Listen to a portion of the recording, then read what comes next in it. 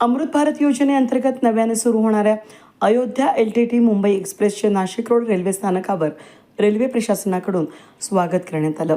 आमदार देवयानी फरांदे, भुसावळचे वरिष्ठ मंडल अभियंता मनीष कुमार, सहाय्यक वाणिज्य व्यवस्थापक अभय कुमार शर्मा, सहाय्यक मनुष्यबळ अधिकारी BL जयस्वाल, नाशिक रोडचे वरिष्ठ वाणिज्य निरीक्षक कुंदन महापात्रा, वरिष्ठ खंड अभियंता मनीष साखरे, रेल्वेचे सल्लागार संजय सोनवणे, डॉक्टर यती पाटील, सचिन राजूमलकर, नाशिक रोडचे स्टेशन मास्तर मनोज श्रीवास्तव यांनी या गाडीला हिरवा झेंडा दाखवला.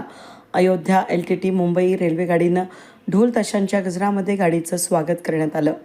रेल्वेनं आपल्या प्रादेशिक वाहतूक सेवेचा विस्तार करत महाराष्ट्राला मध्य प्रदेशामार्गे उत्तर प्रदेशाशी जोडणाऱ्या 2 नव्या अमृत भारत एक्सप्रेस गाड्या सुरू करण्याची घोषणा केली आहे. अयोध्या गाडी नाशिक रोड मार्गे आठवड्यातून एकदा धावणार आहे. अयोध्या मुंबई गाडी श्रीराम मंदिर तीर्थयात्रेला जाण्यासाठी उपयुक्त ठरेल. दैनंदिन प्रवासी, स्थलांतरित मजूर आणि महाराष्ट्र आणि उत्तर प्रदेशादरम्यान प्रवास करणाऱ्या भाविकांना या गाड्यांचा मोठा लाभ होणार असून थेट संपर्कामुळे प्रवास अधिक सोयीस्कर होईल आणि गाड्या बदलण्याची गरज उरणार नाही. अयोध्या मुंबई अमृत भारत एक्सप्रेस अयोध्या कॅन्ट या ठिकाणाहून 16:45ला सुटेल आणि दुसऱ्या दिवशी 20:30 मुंबई LTT या ठिकाणी पोहोचेल.